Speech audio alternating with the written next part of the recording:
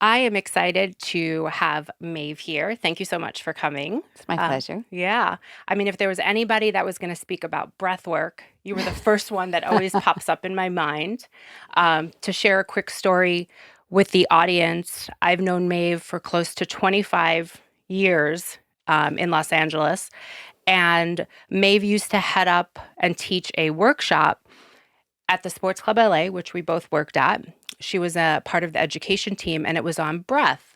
And I remember when I first started and I met Maeve, we talked a little bit about her workshop, and she was basically, and if you're listening, I'm putting my hand on my chest and fluttering my eyelashes, going, I love breath. And at the time, I don't think I really understood her passion for it, but now I absolutely do. So I'm so thankful to have you here.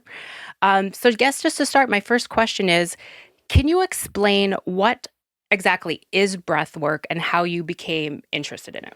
Sure. So breath work can be as simple as just paying attention to your breathing. I don't know that I would have been turned on to it per se if I didn't go through yoga teacher training. So, or not even, let me back up. I started a practice of yoga. That's the first thing. So I started a practice of yoga, and then I, of course, then went through yoga teacher training. So that was the order. And in yoga, pranayama is a whole limb of yoga. It's a whole, so I think when everyone thinks of yoga, they think of handstands or warrior one or tree pose, and that's the physical posture. Then there's meditation. There's like these, it's almost like lanes of yoga. So there's different facets of yoga. And some people practice all of them. Some people practice one lane, like maybe they're just practicing asana, the postures. Right. Most likely, if you are, you're practicing breath, because most teachers integrate the breath work into the practice. But some people just practice breathing, and that is their yoga practice. And so the fact that breathing is a whole component within yoga, and not just yoga, martial arts. And I mean, as you know now, with your education and all of it, it is a component in everything. It's the chi, it's the prana, it's the life force. And so that's how I became introduced to it. And when you practice it, I believe that the act of breathing mindfully is the single easiest way to change your composition, your state of being, and really like who you are. It gives you, and we talked about this a little bit before we came on air, but your breath is the bridge between your physical body and your mind. And so everyone talks about mind, body, mind, body, mind, body. The easiest way to do that connection, or to create that connection, is through your breathing. And I think that's why I fluttered my eyelashes and but it is profound when you take on a yoga or a breathing practice. I shouldn't say yoga, a breathing practice. And you don't have to be in martial arts or yoga to partake in this. You will feel the benefit almost immediately. Like almost immediately. So that's why I say it's so powerful, and it's probably the simple, easiest way to change how you feel. And colloquially, that was like, I don't even know why I chose that word, but like we say, take a breath, take a big breath. And like, we've been saying this forever and ever and ever. And it's not just a breath, right? It's many breaths. And it's how we breathe on the whole that dictates how we feel. Yeah. So not just doing breathing exercises, but how do we breathe as humans? And I once read, and I don't know if this is true or not, that we're good breathers. We're born good breathers. And like, if you watch an animal, they're a great breather unless it's a French bulldog or a pug, and they've got like, those nasal things. So which true. is true. But if you watch a baby, or you watch a puppy or a kitten or a cat, or but specifically a baby, this is the thing I read at some point in time. We are born good breathers unless there's something like physically or physiologically wrong with our system. And then we cry. And as a baby, you cry when you need something, if you're uncomfortable, right? And you're crying not because you're happy, right? Babies don't cry out of joy. So they're crying because they need something, or they're in discomfort. Yeah. And so immediately the breath is changed, and how you breathe is changed. And you go from being a nose breather to a mouth breather because you're upset. And so it's changing the physical nature of your breath. And you immediately are associating that state with that breath, and it's fight or flight. It's sympathetic nervous system. Right. So when we breathe well, and it's not to say that we need to access that. We need to have that available. And like, we need to know, like, when I need to fight or fly, I need to do it now. Right. But we are existing in a place where we're in constant fight or flight. And we need to get our parasympathetic nervous system to kind of ratchet its back and realize, like, we're not always in fight or flight. We just think we are. So I think that our ability to breathe well can dictate how we feel. And I know we're going to get into all this stuff. I'm probably jumping 5 No, I places love it. ahead. Keep but going. It's, we are an anxious world. We have an anxiety problem. This current state of being, we have an anxiety problem. Absolutely. And it's not that it's not real, because it's real if it's real to you. It doesn't matter. I might think it's not something to be anxious about, whatever someone's stressor might be, but it's your perception of it. So it doesn't matter if I think it's real or not. If you think it's real, it's real. And if we're not able to breathe in a way that supports our system, you're going to stay in that state longer than you need to. So I find that breathing is it's like how am I going to say this? But it's like a companion piece to everything you do. If you're exercising, it's a companion piece. If you're practicing yoga, if you are working, I'm going to give a little silly anecdotal story in a second, but even just existing in life, if you're working at your computer, your breathing is important because you don't even realize how elevated you get. And then you're feeling anxious because you've got 30 emails in the last 2 minutes, and not me, but if you're... if you're working in a field where that's the truth, that's the truth, right? And that can just go fing and like take your system right up. Like, I've got all this work to do and I see all these really important emails coming through. And if you breathe, it's not such a big deal. And if you really you're like, but do I really need to look at them? But we can't think clearly when we get into that fight or flight, because you're zeroed in on the thing that seems like the danger. Let's call it that. Like, the emails might seem like a danger. Yeah. Like, oh gosh, I'm falling behind. Sometimes they are. They could be. I remember those emails. So our ability to respond to that and to calm our system is really integral to our well-being. I have been I'm not allowed to play video games because there's certain types of video games that I get hooked on, and they're visual spatial games. And like, I've never played Candy Crush because I would lose myself. Like, that kind of I just see it and I'm like, oh my God, that's like a danger. Like, that's danger. I can't go there. Yeah. I love Tetris. So being that I have a 6-year-old and we have and a partner who likes video games, we have gaming systems in our house, and I never partake unless it's like the Switch, like the bowling and the tennis. Like, that's super fun to me. But all the stuff, the joystick, it's just too much. It's like overwhelming for me. But we got Tetris, and it's this new version of Tetris, and it has like sound and lights, and it's like a whole experience. And you have to pass levels. And I've been bragging about this, but I won the basic level. Of course. I won. I got to the end. I saw the credits. I was like, I did this. Now I'm on the normal level because it was beginner. It was not beginner. It was so hard. So the other day I was doing this practice thing, and I just sat there and I was practicing so I can get better on my next level. And I allow myself a little bit of time every day because it really is like sort of like a guilty pleasure. And I was looking at my stats on my Aura Ring. And if anyone doesn't know what an Aura Ring is, it just gives you feedback on your like biological systems, basically. Very great tool. Your sleep, and it's really cool. So I was just like, I had gotten up in the morning, I opened to see like my sleep, and then I was like, non-registered nap. And I was like, I don't nap. When did I have this nap? And I looked at the time and it was 8 p.m. and I was like, I was playing Tetris then. And I was like, this is crazy, because I was so focused, and I remember I was just like breathing. I was like focusing, because it's like you really have to you have to calm yourself. Otherwise you're in a panic and you're not going to, you're trying to force the lines. And if you're just calm and you're like going with it. And I was shocked that it was almost like, and I think this is why I like these games, it's like a meditation to me. It is like you're singularly focused on something. And if you get distracted by something else, you're going to lose the guide and you're going to lose the game. But the fact that it registered as a nap to me was flabbergasting, because that means that my breathing had hit a certain state for my ring to think that I was asleep. And I was shocked. You were in a flow state. I was in a flow state. As much as I'm into breathing and everything, and as much as I'll do meditation, it's never registered as nap before. So it was really fascinating to me what I had achieved, not meaning to, but just that way of being. And the ability for us to be mindful and focus our intention in one place intention and attention is very rare. and really valuable. And so this is the value of breathing. And it can seem overwhelming, and I'm not telling everybody to play Tetris or play video games, Right. but like for me, it was an oddly really satisfying way to get to that place. So we all got to find our ways. And now you to can be play there. more Tetris. And now because I can justify it. And now you can justify it. Yeah. I mean, in Rolfing, which is the bodywork practice that I offer to some of my clients, Dr. Ida Rolf, who is the creator, the first session is it's very much about breath. Taking and removing any restrictions from the inhalation, exhalation. And it's very fascinating every time I do get to partner with a client, in the Rolfing series, just, when we talk about breath, how foreign sometimes it is. Like, oh, I'm breathing, but there's a certain process of breathing. There's different types of breathing. And it automatically, you can see them, relaxing on the table when we're focusing on it.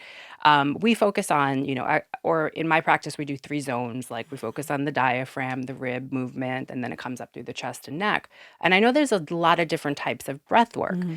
The reason why I'm bringing up that example is some of the homework that I give clients is weighted breathing, being able to activate the diaphragm, and then we connect them to the ribs and then the neck.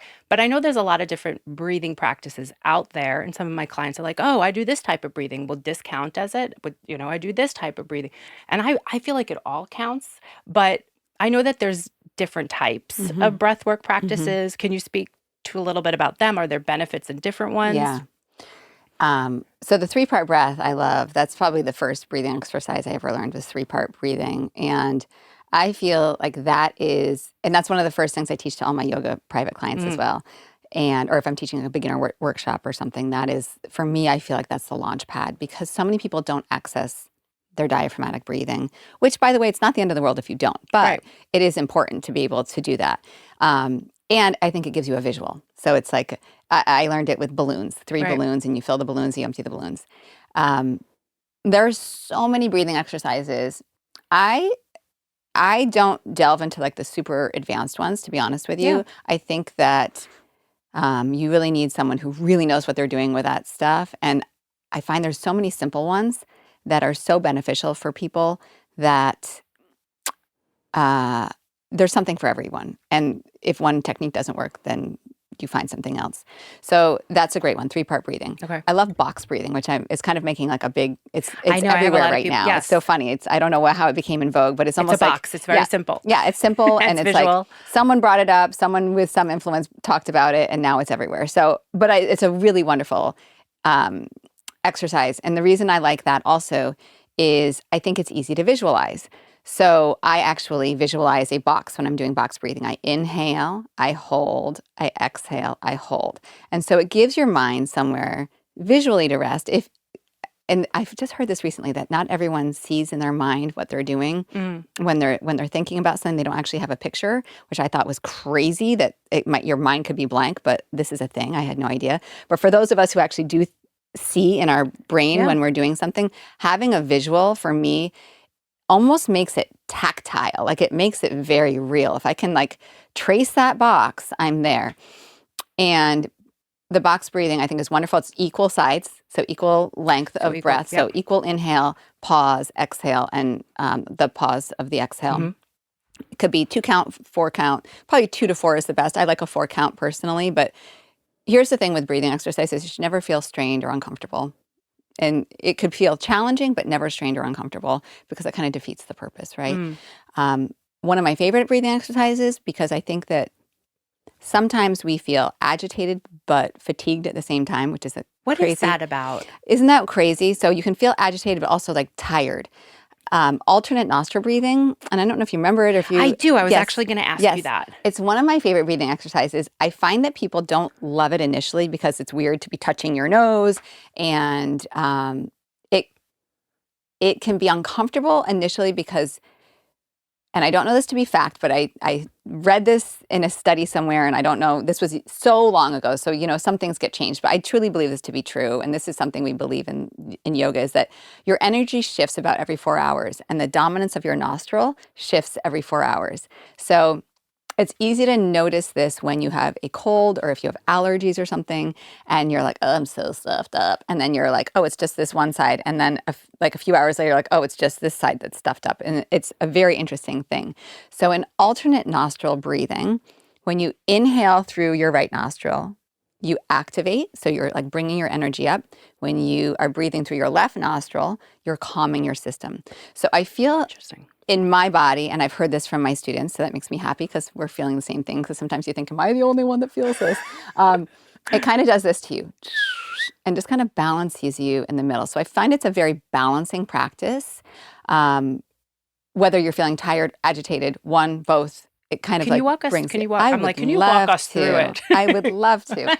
So in yoga, we teach it with the index finger and the middle finger tucked into the palm or the meat of your thumb, and then these fingers are together, the ring finger and the pinky finger. That can feel uncomfortable to That's people. challenging in It is, itself. I was going to say that unto itself. I think that all these, like, this is how you do it, and then you're supposed to hold your elbow up. So if you're just starting, I just say use your thumb and your index finger, and it's totally fine. Because really the benefit, you can refine this as you do it. And that's why it's a practice. It's like you start with one thing and then you start to develop it a little bit more. So thumb. So we can go thumb and index Okay, finger. It'll I'm just gonna probably do be that. easier for most people. And first, just take a few breaths in and out. And there is something nice just about mindful breathing, and that is just simply breathing and observing your breath. And there's something called the observational effect, that when you watch something, it shifts and changes just by nature of watching it. Yeah. So if you are just simply breathing and watching your breath, it will improve. I mean that too. Like I would put money on it. If you just sit there and watch your breathing, it's going to improve. So that's the first step. And then we're going to inhale, exhale all your breath. With your right hand, you're going to plug your right nostril, and you're going to inhale through the left. You're going to plug your left nostril, and then you're going to exhale through the right. You'll stay here, inhale through the right. Plug right, exhale left. Inhale through the left. You'll plug the left, exhale through the right. Stay here, inhale. Plug right, exhale left. Stay here, inhale. Plug out through the right. Inhale right. Plug right, exhale left. Inhale left. Plug left, exhale right. And then just release your hand. Good. So that's not as long as I would typically do it, but you can still feel the benefit even in. Absolutely. That I was feel like probably when like I a open minute. my eyes, I'm like, Yeah. Yeah, like, whoa. yeah. I like the combination of breath with movement. Yes. I like that because, yeah, simple movement for me. Like that's why I've Totally. always loved Tai Chi. Yeah. You Yeah. know, because it was like breath with movement. You know, Yes. and I know yoga is like that Yes. as well. So I guess another question I've had is because I have experienced this challenge and I'm hearing more and more about it. Um, if you could talk, there might be some other challenges with your experience in yoga and breath work. So when I first started taking yoga and really having to start and sit there and lay, you know, and focus on my breath, I started getting more anxious. This is like years ago when I first started, and I would set a goal for myself, like, okay, I'm going to take. I don't believe I'm actually sharing this, but I would say I would set a goal. I'm going to take 10 minutes of this yoga class. Yeah. You know, and make it to the 10, and then I would come out, and the next week I would try to take 50. I would let the instructor know ahead of time, like I'm not being rude, Yeah. you know, because the breath sometimes really made me anxious. And I'm hearing more and more about this challenge with some people. So if you had somebody in your class or somebody new just getting started saying, you know what, this is a great tool, I want to use it. How would you guide them through this challenge? And are there other challenges you're finding with new hmm people coming in? It's so accurate and so true. And I hear it from a lot of my private clients. Hmm. I hear it from a lot of my students. It is something to learn. For some people, I feel like it's really natural. But Yeah. I think the moment that we stop and we sit with ourselves, a lot of stuff comes up. And when you breathe, a lot more stuff comes up. And so I feel like people think they're failing because I'm I'm in not yoga. relaxing enough. Why Exactly. I'm can't I not relax? exactly. And then that it's like Everybody else is relaxing. you start spiraling out because you're like, I'm Yep. doing this wrong. And so I think the first belief is that you should know, and these are studies. I can't cite them, but these are studies. Yeah. And I believe this one came out of UCLA. And it was saying how if you're trying to meditate, so let's just call this meditation. When you're Mhm. sitting in the beginning of a yoga class and you're not moving and you're breathing, it's a form of meditation. And yoga is a form of meditation, or it's a component of yoga, but it's also in let's say you're in a vinyasa flow class. It's like a moving meditation. It Mhm. all comes down to that state of being in a flow state, or um, this being one with yourself, right? And in the beginning of class, or even if you're just on your own and you're trying to meditate, and you're feeling like I'm failing, my mind is wandering around, I can't believe I can't focus. Just the act of trying to meditate, you are actually meditating. So your focus on my mind is monkey brain, it's jumping around from thought to thought, I can't do this. Even just your awareness of your thoughts, you're in the process. That is your meditation for the day. So Mhm. one, even if successful, but coming back to what I was saying about the UCLA study, they found that even if you don't think you are doing meditation in a correct manner, you still get the benefits of it. How crazy is that? So you can be sitting there thinking, I am failing at this the whole time, and you're still going to get the benefit of having done a meditation. Hmm. So you can't fail, which is the best thing. So if you did 10 minutes one day, fantastic, you got 10 minutes out. And, to your point, telling the teacher, we just want you to succeed. Like I have Yeah. people that come in and be like, I haven't done yoga in 10 years. I don't know how this is going to feel. I'm going to stay in the back. If I need to leave early, don't be offended. I'm like, nothing's personal to me Right. anymore. I don't know what your story is. So you do what you need to do. I'm just happy you're here. And that's maybe not the case with all teachers, but that's how I feel. Yeah. Um, That is true. That's why you're a phenomenal teacher. Thank you. But Yeah. the good news is, because I think a lot of people, that's a barrier. Like, I don't want to get trapped in that room and then the teacher's going to be pissed at me and I can never show my face there again.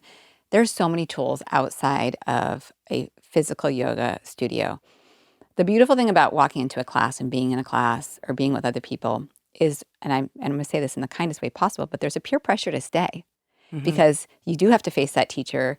You have to be the one that stands up and walks out. Some people don't give anything about Right. it. They're like, whatever. Like, I aspire to be that person someday, but I'm so self-conscious. Like, I'm in a class I hate it. I'm just going to stay and suck it up. The truth is, you always get something out of it. But there are countless apps. There are countless YouTube Mhm. videos. There are so many ways to access this practice that don't require you to be in person, and you can just hit stop if you need to. And then you can set that same goal. You can do, even on my Aura Ring, there's like breathing exercises Mhm. in the app, I believe. I'm 99% certain there Mhm. are. And there's meditation in there, and on Apple Fitness, and you name it. There's you can't go into the app store and miss one. Like, they're Yeah. everywhere. Um, and they come in different lengths. And so the first step would be just like to say, I'm going to do this. And if you need the guidance, that's when you use an app. If you don't need the guidance, you can just sit. So like I was saying before, mindful breathing. So one of my favorite, they're all my favorite. This is ridiculous. Go But ahead, flutter your another one of eyelashes. my favorite, let me bat my eyelashes. Another one of my favorite breathing exercises, it's the most simple tool, is counting your breathing. So like this is my inner monologue when I'm doing it. I'm inhaling 1, I'm inhaling 2, 3, I'll count to whatever number I Mhm. set, and then I say, and now I'm exhaling. I literally say, and now I'm exhaling, and I start to count. And then eventually will lose the I am inhaling, I am exhaling, but I continue the You count. say it out loud? No, Oh, in your inside. mind. Okay. But I have a dialogue. Like, it's a dialogue, you don't count on your fingers because that's kind of cheating. Because then you can, like, your mind can wander and you're still like Right. doing this. And so it's, again, getting yourself to that singular focus. So scientifically, they've found that a 6 count for most people in and out has the best benefit overall. It's like the 6 average count. number that most people benefit from and that they can do without effort. 6 count in and 6 hold. count out. Yep, and you can hold it or not. Okay. And there's this beautiful thing about the retention of the breath on the inhale and the retention of the breath on the exhale. That's where things get a little tricky. And I feel like people get a little uncomfortable. Mm-hmm. But it's also like, I think of your breathing, and I'm going to sound real corny, bat my eyelashes. That's what we do here. But this is what we do. It's like a playground. It's like this internal playground, and you can play with your breathing. Like, you don't have to follow a set breathing exercise. You can just start breathing and be like, what if I held my breath for a little bit at the end there, and then I exhaled for a little longer than I inhaled? Or if I did a couple rapid breaths in and then a slow breath out. You can play with this stuff, you know? It doesn't have to be that these, and you know, I just said with a 6 count in, 6 count out, a study showed this, Right. but you know, it is true. So if you want a place to jump off, that's a great place to jump off. But you can play with it and building that retention. I always think of it as like a moment of inertia. So you're inhaling, and then there's this moment of inertia, and then you exhale out, and there's That's this a good visual. moment before Yeah. you like change the direction, so it just kind of floats, and then you go back up. So I always think of it like a U-turn, you know, and it's like this gradual thing.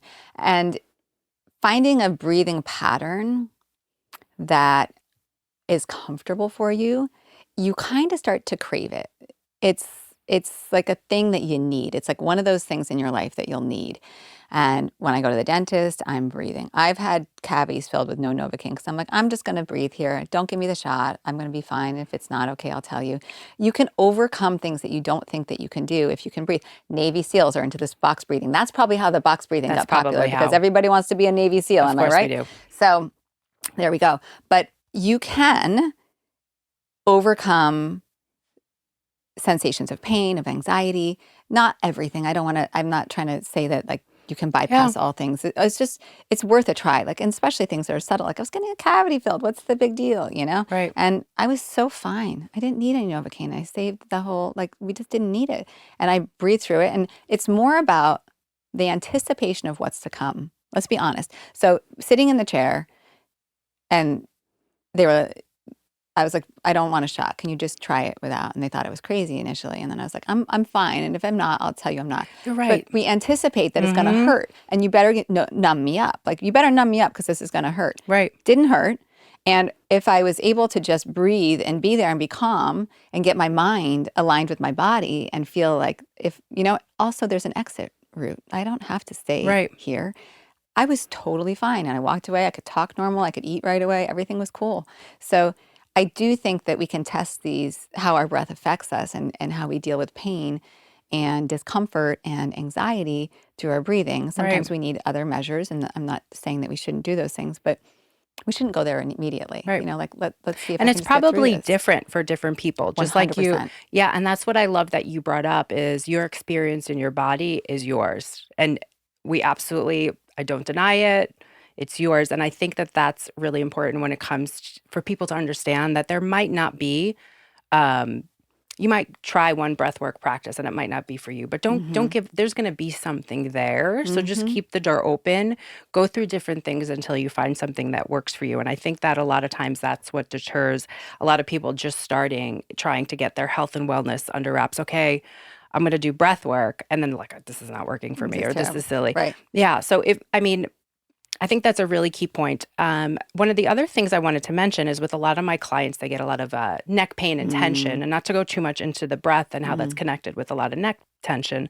But I usually like to tell them, you know, when you're at work and you're sitting and you're starting to feel this neck tension, check in with your breath. Where are you breathing from? What would be some examples of simple tools that somebody can start using? They're new to breath work. Maybe they do have a desk job, or or maybe they notice they have this neck tension and they are breathing a lot from their neck, that they can do very simply. What would be something you would suggest for somebody just getting started? That's so huge. It's funny because we're sitting in desk chairs, and so it's a Correct. great example. So as I'm sitting here, I can feel my back ribs moving into the back of the chair because I like to breathe from my back body. So to your point, the posture and tension in our upper neck and our upper back, it's a little bit chicken and egg. It's like, do we have bad posture and thereby we can't breathe well, or do we breathe badly and thereby we have bad posture? Because many people, and I had many clients, and it was frustrating, I'm not going to lie, but they breathe like this. Yes. And just the act of that, you're like, whoa, whoa, whoa, whoa, what are we doing here? Like, what does this have to do with anything? And these tonic muscles that aren't supposed to be accessory muscles to breathing have become breathing muscles. And then they're like, my neck is so tense, and they're tensed, and they're like, their shoulders are clamped in, and they might be like this. And if you're sitting like this, I mean, one thing, check your posture. Like when you're sitting in a chair sitting is really, really hard. Get a good chair, but sitting up tall, because if you're sitting in a position of forced expiration, so you're sitting in a crunch, you're hunched forward, so the exhale is a natural contraction of your abdominals. Like if you're doing core work, you can really connect your breathing to your movement. It's beautiful, and it becomes really like a whole mind body thing where you're like, I feel strong, and this is working. But when you're sitting in a crunch, if your posture is terrible, then you can't get, like, you can do that. If you sit like this and you try to take a deep breath in, like, you can't really breathe into your belly. And now we're not always belly breathing.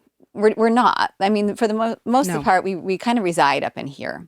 We don't want to reside up in here, you know, and that's going to feed that. So setting like for the work person, I always say to my clients, like on the hour, if you need to set an alarm for yourself, one, you should stand up every hour. And I know it's hard. You're fully in a project. You don't want to stand up. Stand up for a second, type standing, and then sit back down. Do whatever. Correct. But check yourself at the top of the hour, on the half hour, whatever it is, your time that is like and also like we shut down our systems. We shut our systems down when I've been there. I've been like the 14-hour work person, 14-hour a day work person, where like I had to go to the bathroom 3 hours ago and I'm still typing. And I don't. I'm and not the the only bathroom's one. right over there, so I'm not sure why I'm still over here. And then it's like, oh my god, I gotta go now. And you're like, I'm gonna pee my pants as an adult. This because what are we teaching our children? This is ridiculous. Anyway, not anymore. Not anymore. Yes, those days are done. Yes. But we got to check in. So I would say, sit up tall. Roll the shoulders back, open up your chest, take a big breath, open your mouth, let it out. Nose breathing is ultimately your best form of breath on the regular, but there's a lot of breathing exercises that include sighing. Sighing is a really important thing. It's really, really, really important. Oh my gosh, this is exciting. So that is really important. On average, I think, this was from somebody else's podcast and I can't remember whose it was, but it was really good information. We sigh something like 8 times an hour, I want to say. It might have been David Sinclair, if you know who David Sinclair is. And we don't know we sigh 8 times an hour. We don't know when we sigh. We don't really, you don't really know you're doing it, I don't think. Maybe some people do. I don't know. I do. Okay. Yeah. So there was, again, a silly anecdotal story. These aren't my stories. I'm just passing on things because I'm fascinated by this information, that when I hear something like that makes so much sense. The iron lung. Do you remember there was an iron lung for people? What was that? Like, I don't know if that was what the disease was it was treating, but they would go into this chamber, and it would breathe, and it would try to breathe for them. And people, the success rate wasn't as good as they thought it would be, and they didn't know what was going wrong. And I think some people had like maybe had died, like it didn't help them, and they hadn't accounted for sighing. They hadn't accounted for the sighing that happens in our natural course of breathing over an hour, over the day, and the breath was too consistent. And we have that moment where you just got to release, right? So that is a breathing technique, is to inhale through the nose and then sigh it out. And if you can do 5 of those and just kind of like set yourself back into like being, and that's when I say, like, especially like if you're not sure, you've got tension, take some big inhales and some big giant exhales. And just see if that sets you straight, and then like move around a little bit. There's also some beautiful ways to integrate movement and breath together that you can do at your desk, where you're inhaling and exhaling and just moving your spine around, so that you start to know, like, close the door. Hopefully you're working from home. Nobody can see you, but like you move with your breath, and you just kind of reset yourself. We get stuck. We get locked in a position, and we know that's not good for us. I mean, we know it. We just do it. I feel like the first step is like awareness. Yeah. Awareness. I really do. I mean, I think that's it. Like if you check yourself every hour, it's going to be better. Yeah. I have one last question, because I do want to be respectful of your time. If you were to give advice to somebody, this podcast is really geared towards people just wanting to get started, Mm. Not somebody that lives on our planet, Mm-hmm. Planet Fitness, like we used to talk about. Just getting started. We've had suggestions from other guests about just starting small, like walk around the block, just starting small, just little things that are really actionable and simple without going too complex, which we can go these days. If you were to go back and give somebody some advice, just getting started, trying to get healthier, trying to incorporate little things. And again, they're not on the Planet Fit. Maybe breathwork is something like, oh, Yeah. I've never heard about it. What would be, and it doesn't need to even be breathwork. It can be somebody just getting started, because I know you've also been working one-on-one for many years, right? And you also do group classes. So you're exposed to so many different levels of change that people are at, so many Yeah. different, goals. If you were to go back and just look at, everybody that you've worked with, what would be one tip you would give them if you were to go back? Yeah, I think that it's challenging to say this, because I think this is it's ultimately the issue is consistency. Everything comes down to consistency. Like, I have so many face tools to use, and it comes down to consistency. I'm like, can't someone just do it on me? I Right? know, Like, right. I'm just gonna, but it's consistency, and that's when it actually pays off. And the problem with consistency is you have to be self-motivated. So it's tricky here, but I think if we can commit to ourselves, if we can say to ourselves, like, I'm just going to do this one thing, maybe not even every day, maybe every other day, I'm going to make this a habit. And it's about habits, and the good habits, and the good habits replacing the not so good habits. Absolutely. And so something we all do is we go to bed. We all go to bed at night, and it doesn't require you to go anywhere but your own home and your actual bed. And you can do a simple breathing exercise before bed, which will have a compound effect on your sleeping. So it has that benefit, but it's a way for you to integrate this, if specific to breathing, Right. to put that in your life. So one of the breathing techniques that's used for better sleep is 4 counts in, 7 count hold, 8 count out. So inhale for 4, hold for 7, exhale for 8, which I Okay. think is actually pretty challenging for most people initially. Okay. So maybe it's not that. Maybe it's inhale for 4, hold for as long as you can, and then exhale for as long as you can, up to 8 counts.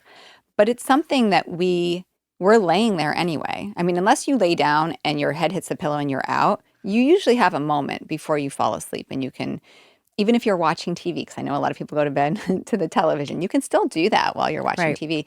You can also do it in your car. Any kind of a breathing exercise you can do sitting in your car or sitting at your desk. I think that just with all things with consistency, it's making a commitment to yourself, and the value of breathing well on your well-being and how that affects your mind is so valuable, that if we can all commit to just what's 1 minute? Even if you say, I'm going to take 5 breaths, I'm just going to take 5 breaths Right. in whatever pattern I'm deciding, even if it's just an inhale for 6, out, exhale for 6. So simple. I think it's a great launch point, and it doesn't require anything, nothing. Yeah. Yeah. Thank you so much, Maeve. It's my pleasure. I can't wait to bring you back, have a class on breath. I'd love to be able to Love host that. one for some of my clients. I think you're just a wealth of information, not just for the information, but your experience in teaching it and also embracing it yourself in your life. If somebody wanted to get in contact with you, I know you're still teaching. I am. And so I do know you have some classes, but you also have a website that somebody can access you one-on-one as Yeah, well. absolutely. Which it's Maeve McCaffrey. Maeve McCaffrey. You have to be able to spell it. That's the trick. I will but- put it on the show notes. Absolutely. Easy breezy. I actually have breath work and meditations on there. I have classes that you can watch back on demand. I do some Great. Zoom classes, and I also work privately with clients, and you can contact me. Anyone can contact me from that website also. Excellent. Thank you so much, Maeve, Thank for being here. you.